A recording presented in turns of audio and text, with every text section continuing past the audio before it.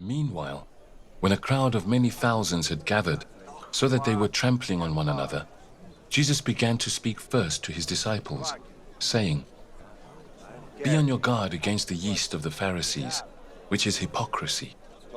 There is nothing concealed that will not be disclosed, or hidden that will not be made known.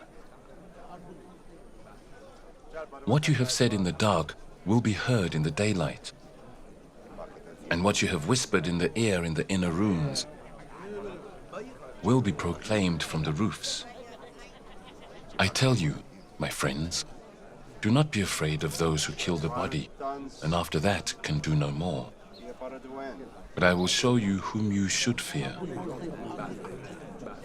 Fear him who, after your body has been killed, has authority to throw you into hell. Yes, I tell you, fear him. Are not 5 sparrows sold for 2 pennies? Yet not one of them is forgotten by God. Indeed, the very hairs of your head are all numbered. Don't be afraid. You are worth more than many sparrows.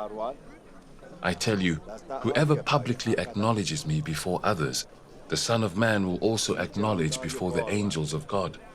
But whoever disowns me before others will be disowned before the angels of God. And everyone who speaks a word against the Son of Man will be forgiven. But anyone who blasphemes against the Holy Spirit will not be forgiven. When you are brought before synagogues, rulers, and authorities, do not worry about how you will defend yourselves or what you will say, for the Holy Spirit will teach you at that time what you should say. Someone in the crowd said to him, "Teacher, tell my brother to divide the inheritance with me." Jesus replied, "Man, who appointed me a judge or an arbiter between you?" Then he said to them, "Watch out. Be on your guard against all kinds of greed. Life does not consist in an abundance of possessions." And he told them this parable. The ground of a certain rich man yielded an abundant harvest. He thought to himself, "What shall I do? I have no place to store my crops." Then he said, "This is what I'll do.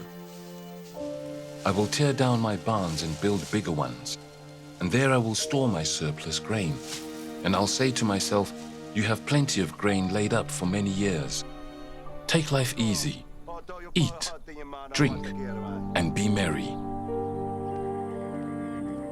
But God said to him, "You fool, this very night your life will be demanded from you.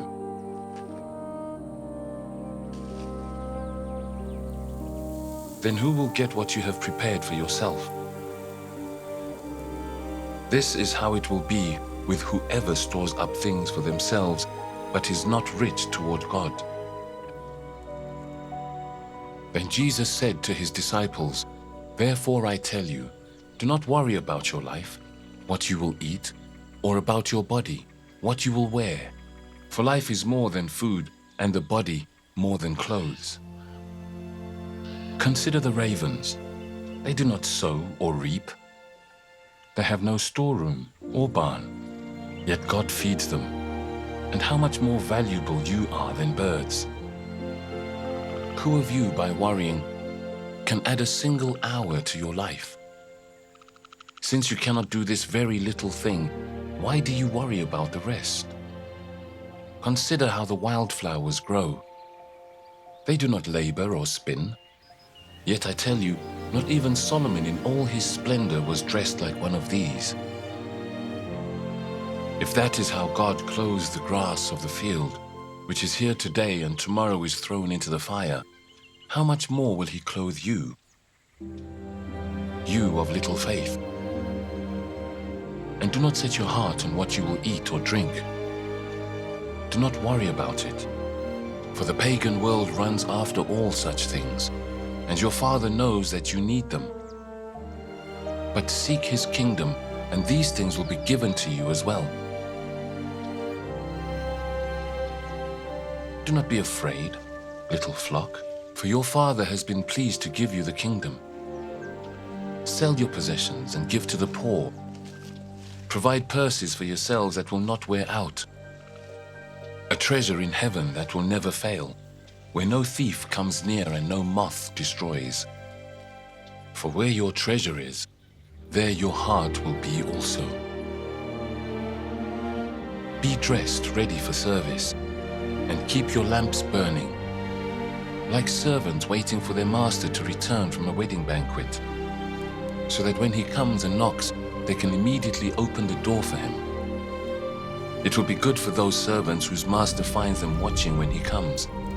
Truly, I tell you, he will dress himself to serve, will have them recline at the table, and will come and wait on them.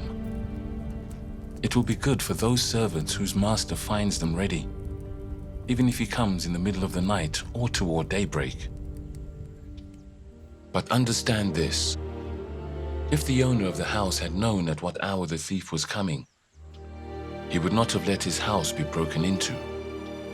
You also must be ready, because the Son of Man will come at an hour when you do not expect him.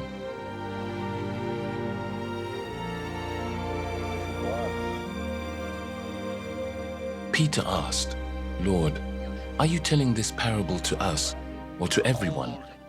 The Lord answered, "Who then is the faithful and wise manager, whom the master puts in charge of his servants to give them their food allowance at the proper time? It will be good for that servant whom the master finds doing so when he returns.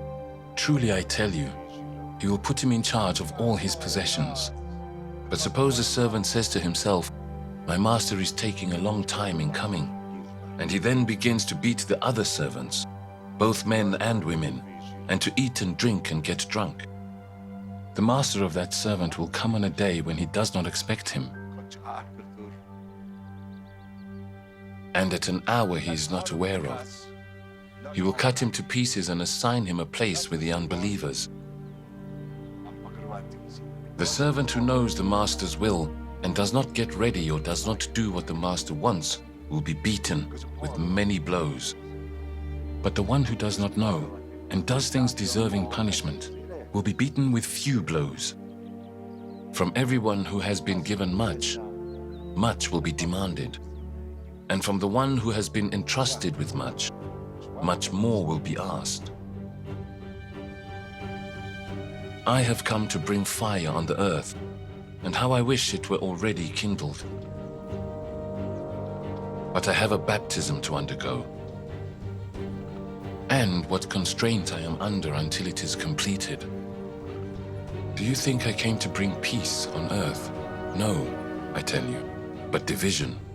From now on there will be 5 in one family divided against each other, 3 against 2, and 2 against 3. They will be divided, father against son, and son against father, mother against daughter, and daughter against mother, mother-in-law against daughter-in-law, and daughter-in-law against mother-in-law." He said to the crowd, "When you see a cloud rising in the west, immediately you say, 'It's going to rain,' and it does. And when the south wind blows, you say, 'It's going to be hot,' and it is. Hypocrites! You know how to interpret the appearance of the earth and the sky. How is it that you don't know how to interpret this present time? Why don't you judge for yourselves what is right? As you are going with your adversary to the magistrate, try hard to be reconciled on the way. Or your adversary may drag you off to the judge, and the judge turn you over to the officer, and the officer throw you into prison. I tell you, you will not get out until you have paid the last penny.